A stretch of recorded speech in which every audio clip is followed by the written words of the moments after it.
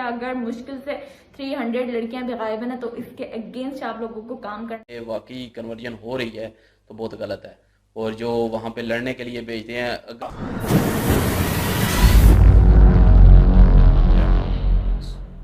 इस्लाम में कहीं ये गुंजाइश नहीं है कि कोई शिया हो या कोई सुन्नी हो या कोई कोई अहले हदीस हो या कोई अपने आप को देवबंदी बोले, बरेलवी बोले। को लग रहा था कि हमें शायद हिंदुइज्म में वो सम्मान नहीं मिल रहा, because of variety of factors. यहाँ पे कुछ भी काम कराओ, लेकिन अच्छी करेंसी में पैसा मिलता था, यहाँ पे आके खर्च करते थे बड़ी बड़ी कोट की गाड़ी। The next surprise that comes ना, it will not come from Kashmir, it will come from Kerala. आप मानिए। जय हिंद दोस्तों, मैं हूं मेजर गौरवारी और आप देख रहे हैं द चाणक्य डायलॉग्स। दोस्तों, इस वीडियो को लाइक करिए, हमारे चैनल को सब्सक्राइब करिए, बेल आइकन दबाना बिल्कुल मत भूलिएगा। और मैं माफी चाहता हूं दोस्तों, कल मैं वीडियो रिकॉर्ड नहीं कर पाया और आपको दूसरा गोलू सीरीज वाला वीडियो देखना पड़ा। मुझे एक्चुअली फूड पॉइजनिंग हो गई थी and I was in hospital for a few hours. तो गड़बड़ हो गया, थोड़ी सी वीकनेस थी, इसलिए I could not record the video. मैं कोशिश करूंगा कि मैं रेगुलर आपके साथ बातचीत करता रहूं।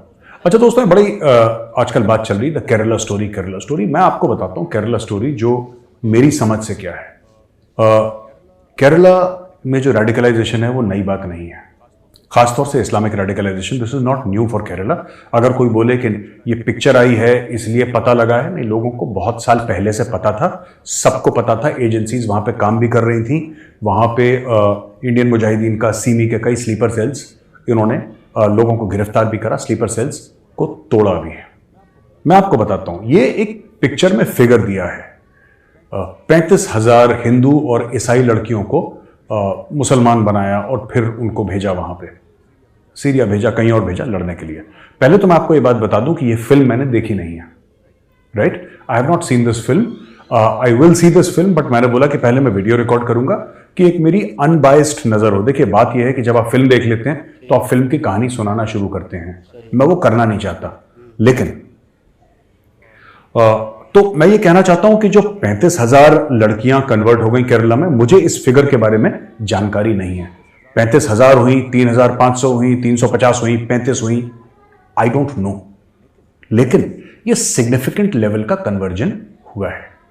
अब मैं आपको बताता हूं, एक कॉन्सेप्चुअल पहले उस पर बात करते हैं, ठीक है? We will not talk about love जिहाद। मैं आपको एक कॉन्सेप्चुअल लेवल पे समझाता हूं। एब्राहमिक फेथ्स में कन्वर्जन का होता है, जूस नहीं करते इतना, लेकिन क्रिश्चियनिटी में और इस्लाम में कन्वर्जन जायज है। और तबलीग वाले जो हैं, जो मुस्लिम हैं, तबलीग करते हैं, उनका काम ही यही है कि जो मुसलमान है वो बेहतर मुसलमान कैसे बने, जो मुसलमान है नहीं वो मोमिन यानी कि बिलीवर कैसे बने, मुसलमान कैसे बने। एक तबलीगी जमात भारत में भी काफी एक्टिव है और दुनिया भर में वो लोग अपना काम करते हैं।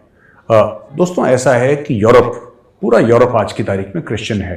ये क्रिश्चियन था नहीं एक जमाने में, ये क्रिश्चियन था नहीं, ये क्रिश्चियन बना, राइट? क्यों? क्योंकि फिर सारे लोग कन्वर्ट कर गए क्रिश्चियनिटी में। खासतौर से यूरोप में आपने जोन ऑफ आर्क की पता नहीं स्टोरी सुनी है कि नहीं सुनी है, और लोगों की कि जिस तरीके से और भी। देखिए, मैं आपको बताता हूं without getting into too much of detail.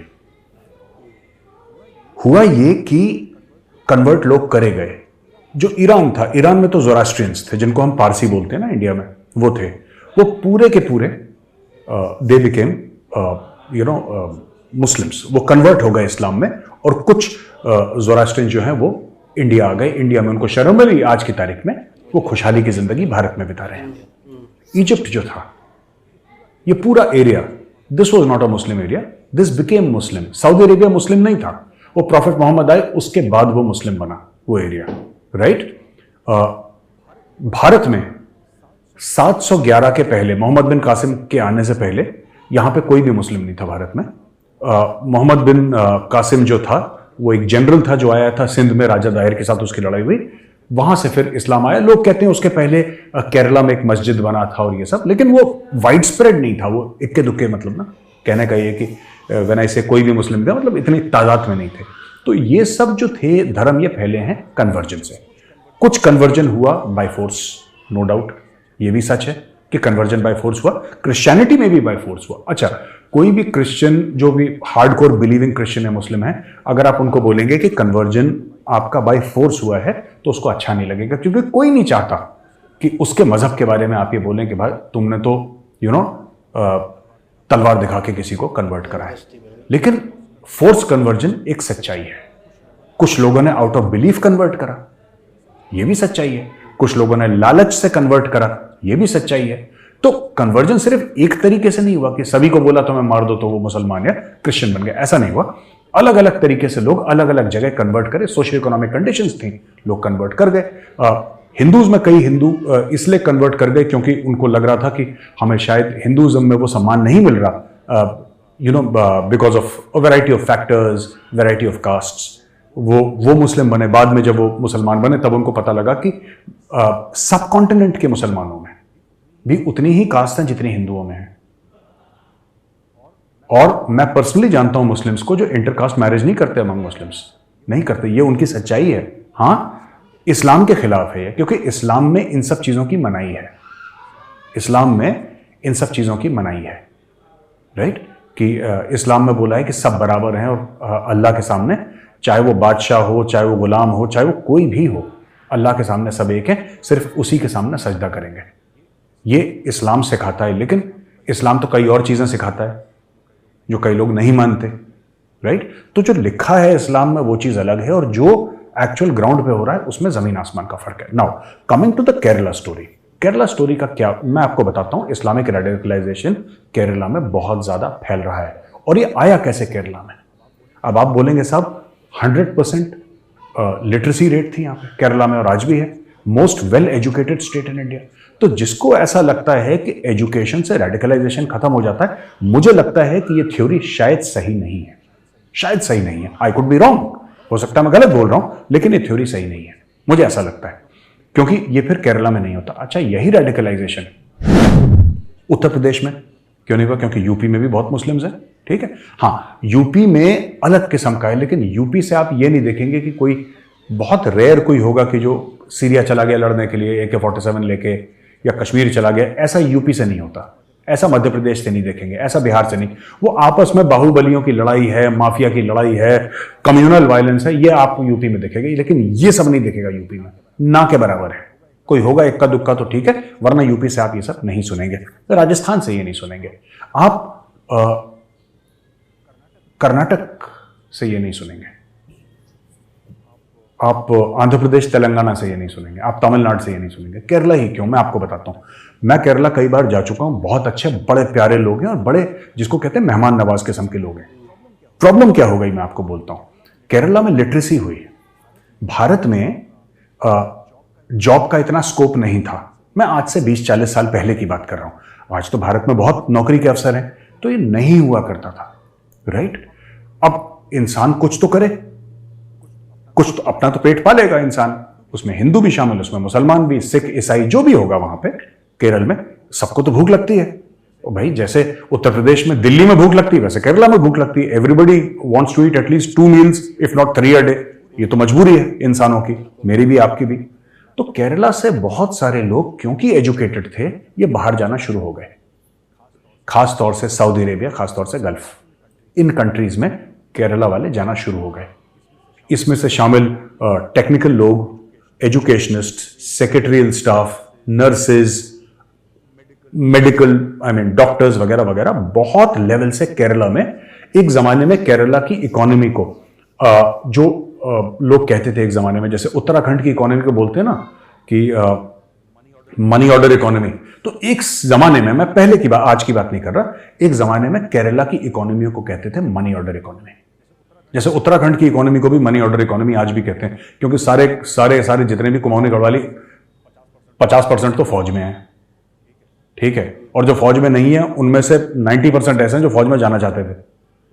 तो वो है कल्चर वहां का, उत्तराखंड का। उसी प्रकार से ये यहां पे लोग आ गए, ठीक है।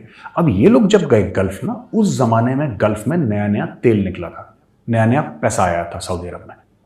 और जब पैसा आया, अच्छा सऊदियों ने तो जमीन से तेल नहीं निकाला, सऊदियों को तो ये भी नहीं पता था कि जमीन के नीचे तेल है। They did not have any idea कि ये जो है ये है क्या, ये तो अंग्रेज ने, गोरे ने बताया कि यार ऐसे ही ये बड़ी इंपॉर्टेंट चीज है, बड़ी बेशकीमती चीज है जो आपकी जमीन के नीचे से निकली है। जब ये सब हुआ, वहां पे नया तेल का पैसा आया, तो लाइफस्टाइल आपने देखा होगा, आपने वीडियोस में देखा होगा किस तरीके से शेखों के पास खूब सारा पैसा आ गया और वो रोल्स रॉयस और ये सब गाड़ियां और बड़े बड़े महल अचानक बनना शुरू हो गए। उन लोगों ने महल बनाने शुरू कर दिए जिनके बाप दादा झोपड़ियों में रहते थे, और जिनके बाप दादाओं के पास, अगर किसी के पास घोड़ा होता था तो कहते थे बहुत अमीर आदमी है। भेड़ बकरियां चराने वाले, बेडोइन कहा जाता है इनको, ये जनरली बेडोइन्स थे अरब साइड में। ये सब ना, तेल आने से पहले ये सब खाना बदोश थे, एक जगह से दूसरी जगह जाना और भेड़ बकरियां चराना। और एग्रीकल्चर ज्यादा था नहीं क्योंकि रेती रेत वाला एरिया है, तो बहुत गरीब हुआ करते थे। अचानक रातों रात सोना उगलने लगी जमीन और इनकी किस्मतें बदल गई। तो कई सारी चीजें आई उसके साथ, और एक चीज आई, प्रोपोगेशन ऑफ वहाबी इस्लाम। जो वहाबिज्म का प्रमोशन और प्रोपोगेशन आया, वो कैसे आया? एक सर्टन लाइफस्टाइल, बड़े बड़े मस्जिद बने वहां पे एयर कंडीशनड, ठीक है, बड़े बड़े मस्जिद एयर कंडीशन बने, एक लाइफस्टाइल हो गया लोगों का। टैक्स फ्री इनकम थी, और लोग फिर काम करना, जो बड़े मेहनती लोग थे, अरब लोग जो बड़े मेहनती हुआ करते थे, लेकिन जो उनकी नई नस्ल थी, दे स्टॉप्ड वर्किंग, ठीक है, वो बन गया कफील। वो मेहनत नहीं करना चाहता था। और अभी भी एक कल्चर है वहां पे कि लोग बड़े अच्छे हैं, बड़े, दे आर वेरी हॉस्पिटेबल, लेकिन वहां पे अभी भी एक कल्चर है कि जो वर्किंग क्लास है वहां पे, वो या तो इंडिया से जाएगी, पाकिस्तान से, बांग्लादेश से, मलेशिया से, इंडोनेशिया, फिलीपींस, ऐसे ऐसे कंट्रीज से वहां पे लोग जाके, क्योंकि वहां पे पैसा बहुत था। अच्छा, जो इंडियन मुस्लिम्स थे, और अगर आप हिस्ट्री देखें इस्लाम इन केरला की, आप देखेंगे there was a very benign form of Islam in Kerala. जिसको भी लगता है दोस्तों कि इस्लाम एक होमोजीनियस रिलीजन है, that's not true. It is intended to be homogeneous. Islam का हर समय यह था कि वो होमोजीनियस बने, ठीक है। मुसलमान जो मंगोलिया में है, वो भी वही एक जिंदगी फॉलो करे जो एक पाकिस्तान का, भारत का, सऊदी अरब का या फिर बांग्लादेश का ये मुसलमान फॉलो करे। ये आइडिया वही था, लेकिन ये बन नहीं पाया क्योंकि कल्चरल ट्रेट्स आ गए, ठीक है ना, कल्चरल ट्रेट्स। आपको ये दिखेगा, ये और ये हर जगह होता है। This is a very human thing, मैं इसको गलत नहीं समझता, ये बड़ी ह्यूमन सी चीज है। तो जब खासतौर से केरला में क्यों हुआ ज्यादा, क्योंकि ज्यादा केरला वाले लोग, and they were introduced to Wahhabi Islam. ये जब मस्जिद गए तो वहां पे तो इनके टाइप का मस्जिद होता नहीं, गांव में होता है दोस्तों।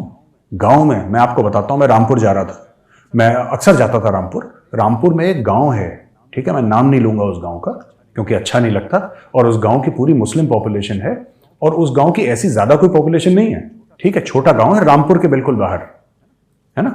मैं वहां पे, मैं एक कंपनी के लिए काम करता था जिसकी तकरीबन 100 एकड़ जमीन थी वहां पे।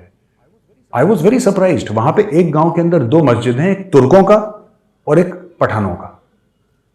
जो तुर्क है वो अपने मस्जिद में जाएगा, पठान अपने मस्जिद, ये मैंने खुद देखा हुआ है अपनी आंखों से, इसलिए मैं बता रहा हूं, तो किसी की कही सुनी बात नहीं बोल रहा मैं आपको। तो दोस्तों ये हुआ, जब ये गए ना वहां पे, तो they were influenced by Wahhabi Islam, which is a very radicalised form of Islam. Wahhabi Islam original Islam नहीं है जो प्रॉफिट मोहम्मद के समय का है। ये इन्होंने सबने अपने आइटरेशंस करे, सबने अपने जो ट्रांसलेशन करे और अपने हिसाब से इस्लाम को बनाया। बिल्कुल सही कहा। इस्लाम में कहीं ये गुंजाइश नहीं है कि कोई शिया हो या कोई सुन्नी हो या कोई अहले हदीस हो या कोई अपने आप को देवबंदी बोले, बरेलवी बोले। ये सब बाद में मौलवियों ने, मौलानाओं ने अपने अपने गेम बजाने शुरू करे यहाँ पे, ठीक है। तो वहां पे these people were introduced to that Wahhabi Islam.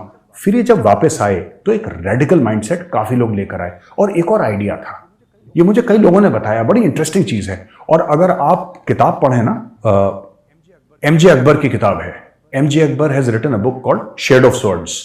Shade of swords अगर आप पढ़ेंगे तो आपको पता लगेगा कि माइंडसेट क्या था।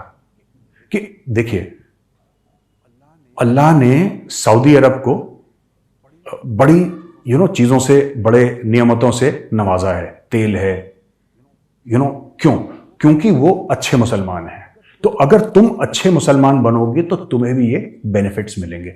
ये एक माइंडसेट डेवलप करा गया लोगों का, और ये माइंडसेट गलत था क्योंकि ऐसा कुछ भी नहीं है, कुरान में ऐसा कुछ भी नहीं लिखा, लेकिन लोगों के दिमाग में माइंडसेट डेवलप करा गया, और वो वहां से आए रेडिकलाइज्ड। वो रेडिकलाइज्ड होकर वापस आए यहां पे, वही चीज लेकर आए। और एक जमाने में लोग आते थे, कोई यहां से आ रहा है, वहां से आ रहा है, टेलीविजन लेके, वॉशिंग मशीन लेके, कलर टेलीविजन ना, माइक्रोवेव। अब इंडिया में उस जमाने में तो था नहीं ये सब तो 90s के बाद हुआ है भारत में। हमारे पास तो एक चैनल था दूरदर्शन, वो टू टू करके बजता था। यहाँ पे इंडिया ने देखा कि यहाँ पे लोग बड़ी बड़ी कोठियां बनने लगी केरला में, क्योंकि वहां पे जाते थे, चाहे वहां पे मजदूरी करता हो, वहां पे ड्राइवर लगाओ, यहाँ पे कुछ भी काम कराओ, लेकिन अच्छी करेंसी में पैसा मिलता था, यहाँ पे आके खर्च करते थे। बड़ी बड़ी कोठियां बना ली लोगों ने, गाड़ियां अपनी खरीद ली, बाइक्स खरीद ली, एक सर्टन लाइफस्टाइल, ठीक है, एक सर्टन लाइफस्टाइल यहाँ पे डेवलप हो गया।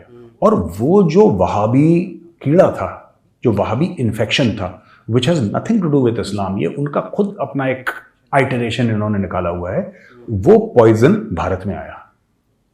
आप कभी भी देखिएगा, आप जरा पता लगाइए कितने मस्जिद और कितने ऐसी चीजें हैं, राइट, मदरसे, जो कि सऊदी की फंडिंग से हैं। सऊदी को क्या मतलब है भारत में मस्जिद बनाने के लिए, आप बताइए, या कोई भी गल्फ कंट्री को क्या मतलब है? आप यहां पे अस्पताल बनाइए ना, अगर आपको इतना दिल आपका लगता है कि आपके मुसलमान भाई हैं, आप यहां पे बड़े बड़े कॉलेज बनाइए, यूनिवर्सिटीज बनाइए, पढ़ाइए। नहीं, हर समय जो वहां से पैसा आया, अब प्रिंस मोहम्मद बिन सलमान है ना, प्रिंस मोहम्मद बिन सलमान, उसने बंद कर दिया ये सब।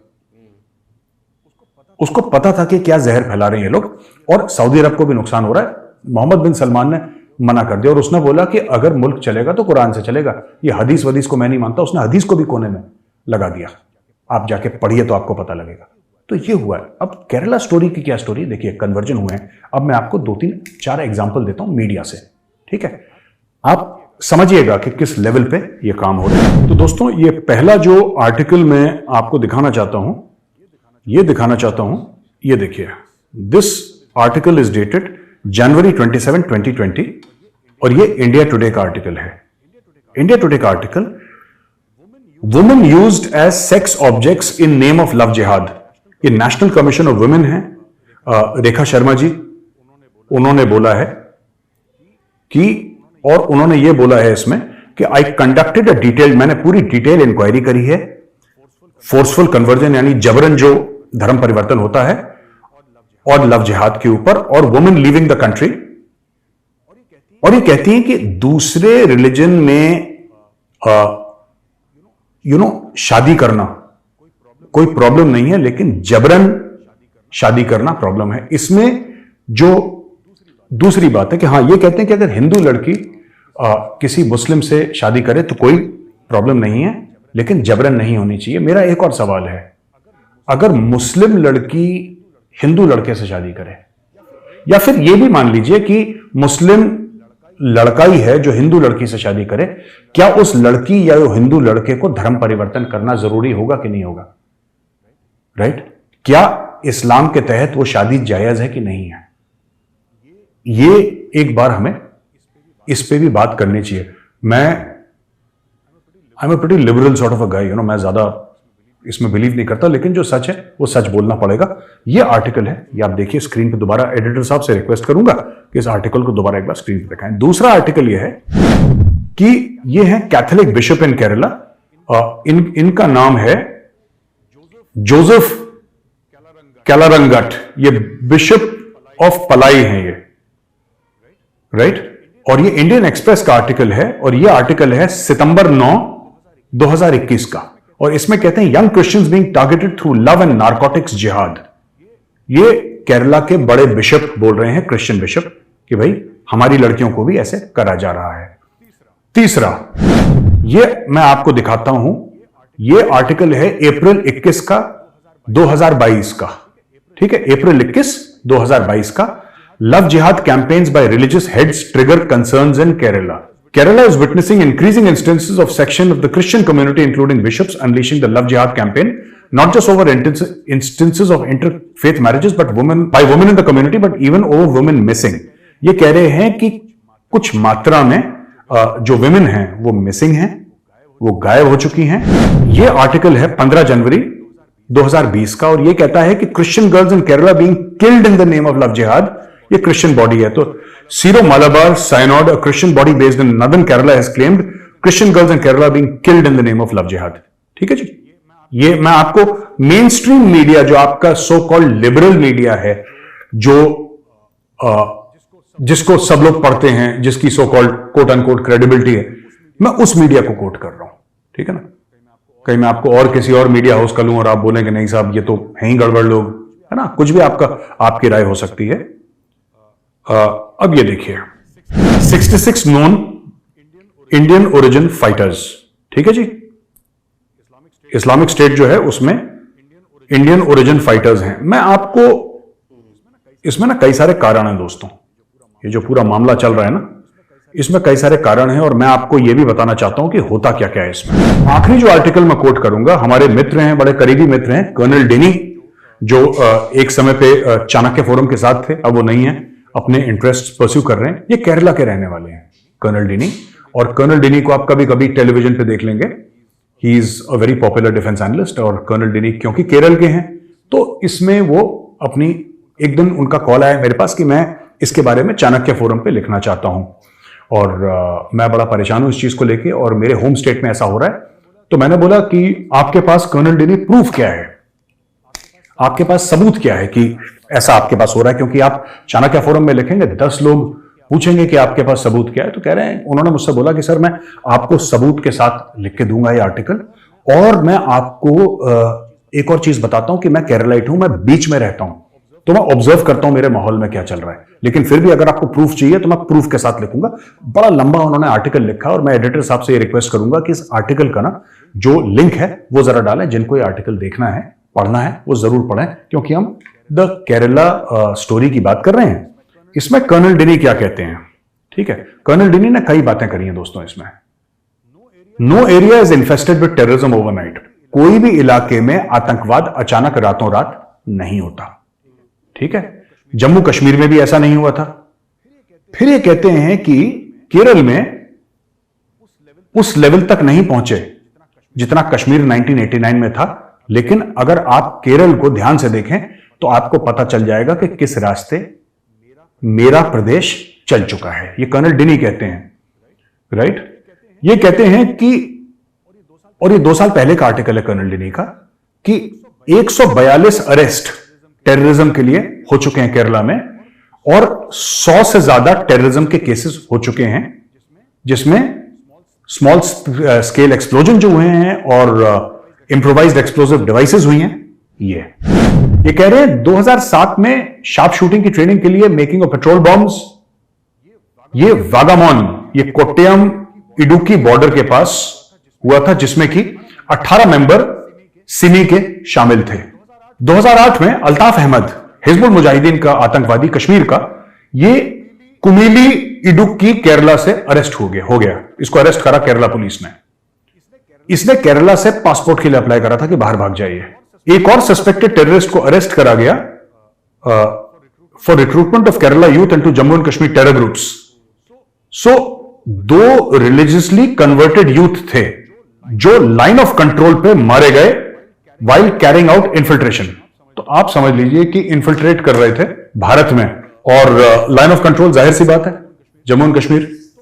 तो केरला के यूथ पहुंचे पाकिस्तान, वहां पे इनको ट्रेनिंग मिली और ये वापस इन्फिल्ट्रेट कर रहे थे। इनको 2007 में according to Colonel Dinis report इनको मारा गया।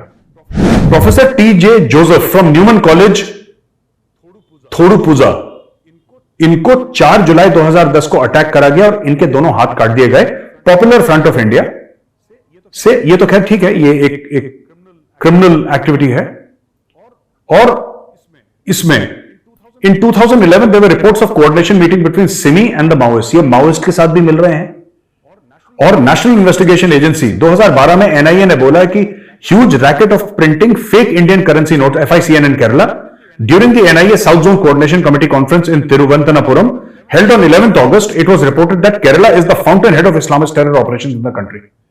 ये बहुत लंबा चौड़ा आर्टिकल है दोस्तों, ये फिर 50 मिनट का 1 घंटे का हो जाएगा पूरा एपिसोड, मैं करना नहीं चाहता। लेकिन मैं बता दूं कि ये देखिए माइंड कैसे चेंज करा जा रहा है।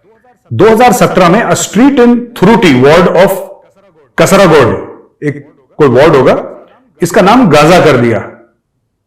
इसका नाम ही गाजा कर दिया। ये पैन इस्लामिज्म की बात कर रहे हैं कि फिलिस्तीनी भी हमारे भाई हैं, सब हमारे भाई हैं, दुनिया भर में जो भी हमारा भाई है, जो भी मुस्लिम है, इनका नाम इन्होंने गाजा कर दिया।